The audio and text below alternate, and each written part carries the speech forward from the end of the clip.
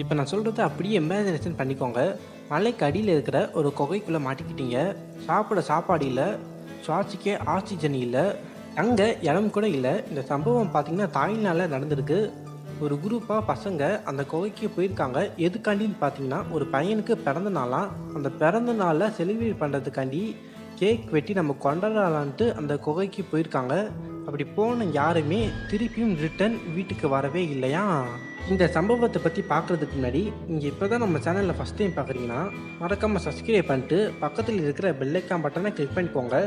அப்போ தான் நாங்கள் போகிற வீடியோஸ் எல்லாமே உங்களுக்கு டெய்லியும் நோட்டிஃபிகேஷன்லாம் வரும். ஜூன் 23, 2018 தாய்லாந்தில் உள்ள ஒரு ஃபுட்பால் டீம் பார்த்தீங்கன்னா அவங்க வழக்கமாக விளையாடுற கிரவுண்டில் ஃபுட்பால் விளையாண்டுக்கிட்டு இருக்காங்க. அந்த டீமில் பார்த்தீங்கன்னா மொத்தம் 13 பேர், 12 பசங்களும் ஒரு ஃபுட்பால் டீம் கோச்சும் இருந்தாங்க. அந்த குரூப்லேயே பார்த்தீங்கன்னா ஒரு பையனுக்கு பிறந்த நாள். அதனால பிறந்த நாள் செலிப்ரேட் பண்ணுறதுக்காண்டி அவங்க வழக்கமாக போகக்கூடிய குகைக்கு போகிறாங்க.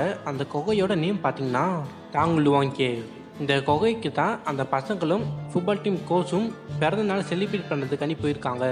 அப்படி அந்த கேவுக்கு போகிற விஷயத்த ஃபுட்பால் டீம் கோச்சும் சரி பசங்களும் சரி யாருமே பேரண்ட்ஸ் கிட்ட சொல்லவே இல்லையா. பசங்க யாருமே நைட்டு வீட்டுக்கு வராதனால பேரண்ட்ஸ் எல்லாருமே பயந்து போயிட்டாங்க. அதுக்கு அடுத்ததாக பேரண்ட்ஸ் எல்லாருமே ஒன்று சேர்ந்து எல்லா இடத்துலையும் தேடி பார்த்தாங்க. ஆனால் எங்கே தெரியுமே பசங்க கிடைக்கவே இல்லை. அதுக்கு அடுத்ததாக ஃபுட்பால் டீம் கோச்சு பக்கத்து வீட்டில் பார்த்தீங்கன்னா ஒருத்தவங்க இருப்பாங்க. அவங்கக்கிட்ட கேட்டப்போ என்ன சொன்னாங்கன்னா இந்த மாதிரி குகைக்கு போயிருக்காங்கன்ட்டு சொன்னாங்க. அப்படி அந்த குகைக்கு போய் பார்த்தா திடீர்னுட்டு மழை சடன்ட்டு பெய்ய ஆரம்பிக்குது. அவங்களால அந்த குகைக்குள்ளேக்கே போக முடியல. எதுனாலும் பார்த்தீங்கன்னா மழை தண்ணி எல்லாமே அந்த குகைக்குள்ளே ஃபில்லாக ஆரம்பிக்குது. அந்த குகை பார்த்தீங்கன்னா ரொம்ப ஒல்லியாக அப்படியே வளர்ந்து நெளிஞ்சு இருக்கும். அதனால தண்ணி பார்த்தீங்கன்னா வேகமாக அந்த குகைக்குள்ளே போயிடும். இதனால பேரண்ட்ஸ் எல்லாருமே சேர்ந்து ரெஸ்கியூ டீமுக்கு ஃபோன் பண்ணுறாங்க. ரெஸ்கியூ டீமு பார்த்தீங்கன்னா ஒரு 5 நிமிஷத்தில் உடனே அந்த ஸ்பாட்டுக்கு வந்துட்டாங்க. ரெஸ்கியூ டீம் என்ன சொன்னாங்கன்னா எங்களால் அந்த குகைக்குள்ளே போக முடியாது, தண்ணி அந்த குகைக்குள்ளே போயிட்டு இருக்குது, ஒரு ஆளே முங்குற அளவு தண்ணி இருக்கும் கண்டிப்பாக. அதனால நாங்கள் ஃபோன் பண்ணி டைவர்ஸை வர சொல்கிறோம், அவங்க வந்தால் தான் இந்த பசங்களை காப்பாற்ற முடியும்ட்டு பேரண்ட்ஸ் கிட்ட விளக்கமாக சொல்லிட்டு இருந்தாங்க. ஒரு சில பேரண்ட்ஸு அந்த இடத்துல அழுகவே ஆரம்பிச்சுட்டாங்கன்னா பார்த்துக்கோங்களேன். இந்த விஷயம் தாய்லாந்து கவர்னருக்கு தெரிஞ்சு அவங்களும் இந்த இடத்துக்கு வந்து பார்க்குறாங்க. ஃபஸ்ட்டு அவங்க நினச்சாங்க இது சாதாரண ரெஸ்கியூன்ட்டு. அடுத்து தான் அவங்களுக்கே இந்த சீரியஸ்னஸ் புரிஞ்சிச்சு, இது நம்ம நினச்ச அளவு சாதாரண ரெஸ்கியூ இல்லை, ரொம்ப ரொம்ப ஆபத்தான ரெஸ்கியூ. இப்போ பார்த்தீங்கன்னா வேர்ல்டோட டாப் 2 டைவர்ஸு அந்த பிளேஸுக்கு வந்து பார்க்குறாங்க. அப்படி பார்த்தப்ப அவங்க என்ன சொன்னாங்கன்னா அந்த பசங்க எல்லாமே இறந்து போயிடுறதுக்கு நிறையவே வாய்ப்புகள் இருக்குது. எதனால நான் அப்படி சொல்கிறேன்னா தண்ணி எல்லாமே அந்த கேவுக்குள்ளே போய் நம்பி வளைஞ்சிட்டு இருக்குது. இனிமேல் நாங்களே அந்த கேவுக்குள்ளே போனாலும் பசங்களை காப்பாற்றுறது ரொம்ப ரொம்ப கஷ்டம்ட்டு அந்த 2 டைவர்ஸும் பார்த்தீங்கன்னா அடித்து சொன்னாங்க. அதுக்கு அடுத்ததாக 2 டைவர்ஸில் ஒரு டைவர்ஸ் பார்த்தீங்கன்னா பிளான் போடுறாங்க. அது என்ன பிளான்னா ஜெயிண்ட் வாட்டர் மிஷின். அந்த மிஷின் என்ன பண்ணுன்னா உள்ளே இருக்கிற தண்ணி எல்லாத்தையுமே பம்ப் பண்ணி வெளியில் எடுக்கும். அப்படி எடுத்துக்கிட்டே இருக்காங்க, வந்துக்கிட்டே இருக்குது தண்ணி. அதுவும் 1 மில்லியன் லிட்டர் ஆஃப் தண்ணி வந்துக்கிட்டே இருக்குது.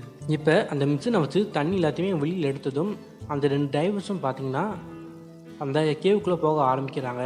டைவர்ஸ் தானே அப்படியே நின்றுக்கிட்டே போயிடலான்ட்டு நீங்கள் நினைக்கலாம், ஆனால் அதுதான் கிடையாது. நான் ஆல்ரெடி என்ன சொன்னேன், அந்த கேவுக்குள்ளே பார்த்தீங்கன்னா ஃபுல்லாக பள்ளமேடாக இருக்கும், நீச்சல் அடித்து போகிறது இம்பாசிபிள். இது ஒரு சூசைட் மிஷின்ட்டு அவங்களுக்கே நல்லாவே தெரியும். இருந்தாலும் அவங்களோட உயிரை பணியை வச்சு அந்த கேவுக்குள்ளே போயிட்டு இருக்காங்க. 1 ஆக்சிஜன் சிலிண்டரை வச்சு தான் அந்த கேவுக்குள்ளே தைரியமாக போயிருக்காங்க. அந்த ஆக்சிஜன் சிலிண்டரில் ஆக்சிஜன் தீர்ந்து போயிடுச்சுன்னா அவங்களோட ஜோலி அந்த இடத்துல முடிஞ்சிடும். முடிஞ்சளவு தண்ணியை எடுத்துட்டா நம்மளுக்கு கொஞ்சம் ஆக்சிஜன் மிச்சம் ஆகும்னா அந்த தண்ணி எல்லாத்தையுமே முடிஞ்சளவு எடுத்தாங்க. அப்படி பம்ப் பண்ணி வீல் எடுத்த தண்ணி பார்த்திங்கன்னா பக்கத்தில் உள்ள விவசாய நிலத்துக்கு போய் நாசமாச்சு. அந்த விவசாய கடல்களும் பரவாயில்ல, நெற்பயிர்கள் இன்றைக்கி போனால் நாளைக்கு வரும், ஆனால் உயிர் போனால் வருமா, அதனால நீங்கள் அந்த பசங்களை போய் காப்பாற்றுங்கன்ட்டு சொல்லிட்டாங்க. இந்த காலத்துலையும் இப்படி ஒரு மக்கள் இருக்காங்களா என்ன?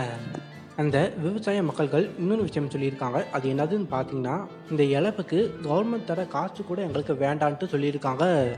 மனிதர்கள் இந்த மாதிரி தான் ஒரு விஷயத்துக்கும் ஹெல்ப் பண்ணணும். அந்த நாள் தாய்லாந்தில் இருந்த எல்லா மக்களும் பார்த்தீங்கன்னா ஒற்றுமையாக இருந்தாங்க.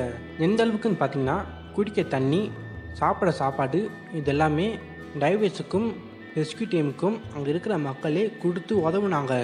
இப்போ அந்த பசங்க 10 நாள் கழித்து வெளிச்சத்தை பார்க்குறாங்க. ஆமாங்க, இந்த பசங்க கேவுக்குள்ளே போய் 10 நாளுக்கு மேலே ஆச்சு. இப்போ அந்த டைவர்ஸும் பார்த்திங்கன்னா அந்த பசங்களை கண்டுபிடிச்சு எப்படியோ காப்பாற்றிடுறாங்க. இதில் என்ன ஒரு அதிர்ச்சியான விஷயம் பார்த்தீங்கன்னா, 10 நாள் சாப்பிடாம அந்த 13 பேரும் அந்த கேவுக்குள்ளேயே உயிரோடு இருந்தாங்க. ஐலாண்ட் கவர்னர், நேவி, அதுக்கடுத்தது ரெஸ்க்யூ டீமு, டைவர்ஸு, இவங்க எல்லாமே பார்த்தீங்கன்னா இந்த பசங்க உயிரோடு வந்ததை நினச்சி ரொம்பவே செலிப்ரேட் பண்ணி கொண்டாடிட்டு இருந்தாங்க. இதோட இந்த விஷயங்கள் முடிஞ்சிருச்சு. இந்த மாதிரி விஷயங்கள் உங்கள் வாழ்க்கையில் உங்களுக்கு நடந்தால் நீங்கள் என்ன பண்ணுவீங்கன்றதை மறக்காமல் கமெண்ட் பாக்ஸில் சொல்லிடுங்க. அடுத்த ஒரு வீடியோஸில் வந்து சந்திப்போம். பாய்.